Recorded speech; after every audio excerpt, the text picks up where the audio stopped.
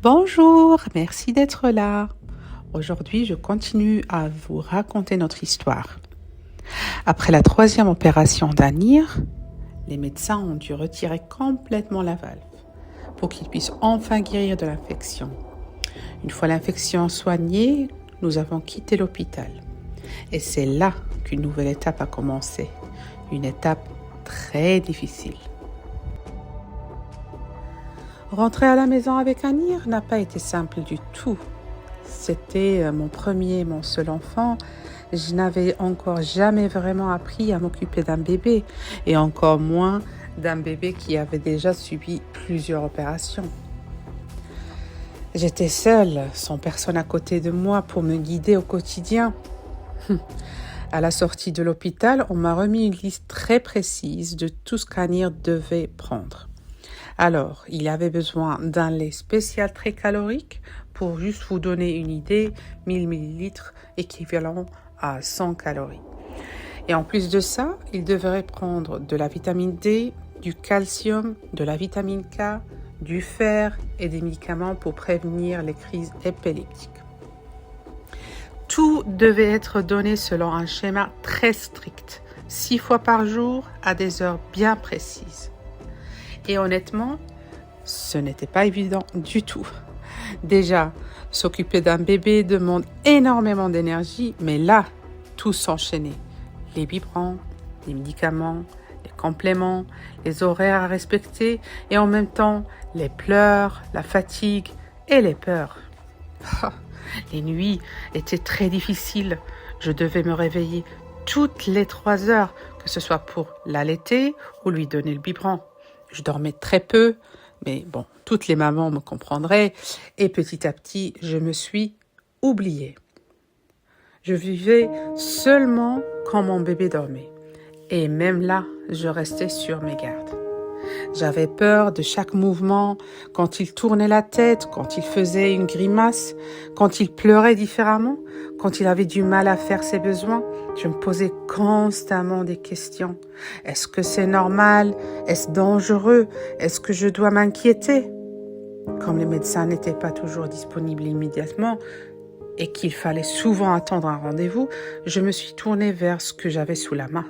Google, Facebook et YouTube. Je cherchais chaque information, chaque symptôme, chaque réaction, chaque médicament, chaque comportement. Je ne lui donnais jamais quelque chose sans m'informer avant. Je voulais comprendre ce qui était normal, ce qui était acceptable et surtout ce qui devait être ou pouvait être dangereux. Et avec le recul, je me rends compte que j'étais devenue trop observatrice, presque maladive. Et aujourd'hui, je le dis honnêtement, je ne le conseille pas totalement. Oui, il faut être vigilante, mais il faut aussi apprendre à respirer.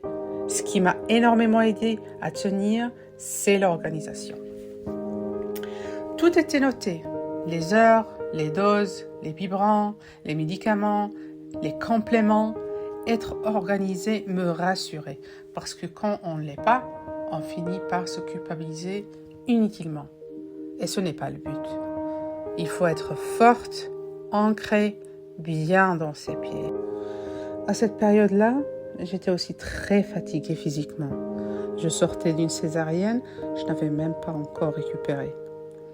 Et pendant la première période à l'hôpital, je n'avais même pas le droit de dormir avec Anir. Il était dans un service avec d'autres bébés et moi, je devais partir le soir vers 20h et revenir le matin vers 8h. Faire des allers-retours, en moins 5-6 km par jour, tous les jours, pendant 1 mois et demi. Je passais mes journées entières avec lui, le nourrir, le changer, le porter, le rassurer, être là tout simplement.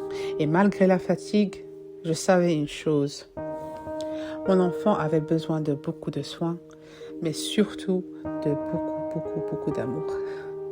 Je le prenais souvent dans mes bras, je lui parlais, je lui chantais. Je faisais attention à être douce, à ne pas le serrer trop fort. Avec tout l'amour que je lui portais, il faut faire attention quand même. Mais je voulais qu'il me sente, qu'il sente mon odeur, qu'il entende ma voix, qu'il me voie. Je mettais aussi une musique douce, souvent de la musique classique ou une musique calme et des petites lumières rouges pour ne pas irriter ses petits yeux. Ce n'est peut-être pas scientifique, bien évidemment, mais c'est ce que je faisais et c'est ce que je fais encore aujourd'hui. Même maintenant qu'il a 2 ans et demi, il s'endort toujours avec une musique douce et je lui chante encore.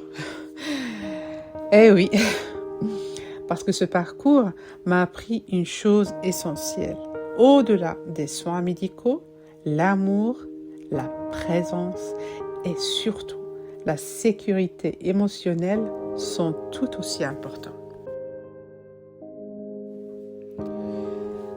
À cause d'une situation personnelle très délicate, nous avons été obligés de déménager.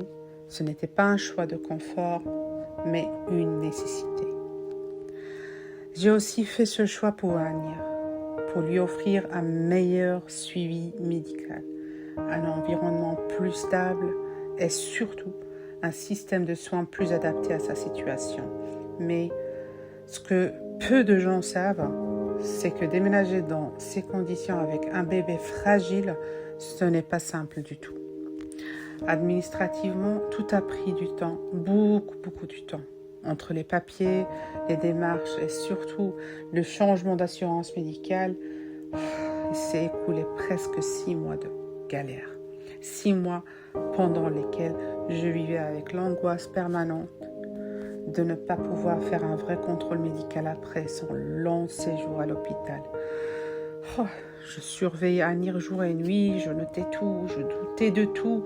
Et pendant ces 6 mois, je n'avais qu'une chose en tête, tenir bon jusqu'au jour où je pourrais enfin l'emmener à son premier contrôle médical officiel depuis l'hôpital. Et puis, enfin, le jour est arrivé. J'ai pu prendre rendez-vous chez un pédiatre, le premier vrai rendez-vous depuis l'hôpital. Et je pensais que ce rendez-vous allait me rassurer. Je pensais que ce serait une étape normale. Mais ce que je ne savais pas encore, c'est que ce rendez-vous allait tout changer. Parce que ce jour-là, une nouvelle inquiétude est apparue. Je me suis dit, mon Dieu, qu'est-ce qui se passe encore ? Je pensais enfin pouvoir souffler, mais après ce rendez-vous, on m'a annoncé quelque chose que je n'étais pas prête à entendre. Merci au fond du cœur d'avoir écouté jusqu'ici. Je vous raconterai la suite dans la partie 3.